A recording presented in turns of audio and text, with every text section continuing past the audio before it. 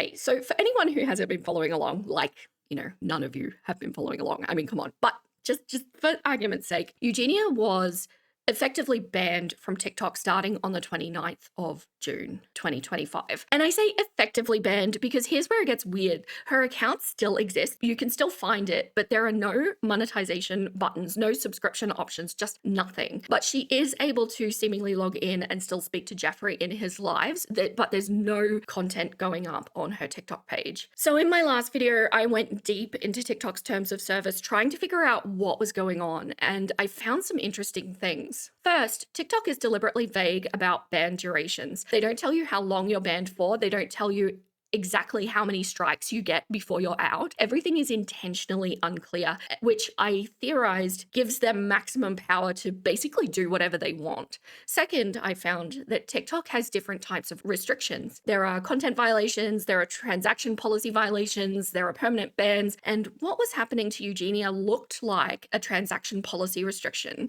where you lose access to some or all monetization features like sending gifts, receiving coins, all of that. Third, I discovered that strikes on your account expire after 90 days, and a lot of people were expecting Eugenia to come back at that 90-day mark, but at 111 days at time of recording, we are well past that, and still nothing. So in my last video, I theorized a few possibilities.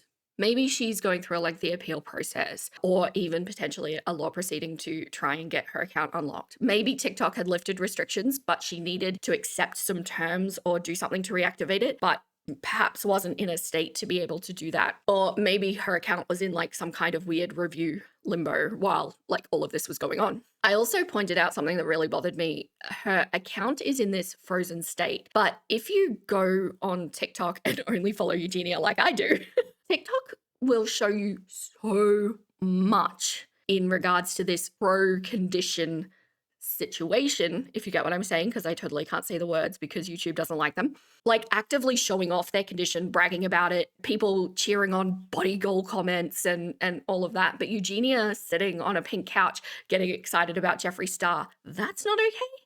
Is that not a bit weird that these other accounts are not being targeted? And in fact, I actually opened up my TikTok to check something for this video, and the very first video it showed me was pro-condition content. The inconsistency is glaring. And I theorized that TikTok was probably aware of the issue and trying to get ahead of it, like trying to get all of that kind of content off their platform because they just don't want anything related to do with this condition on there, like at all. And I was right, but I had no idea how right I was or why they were doing it.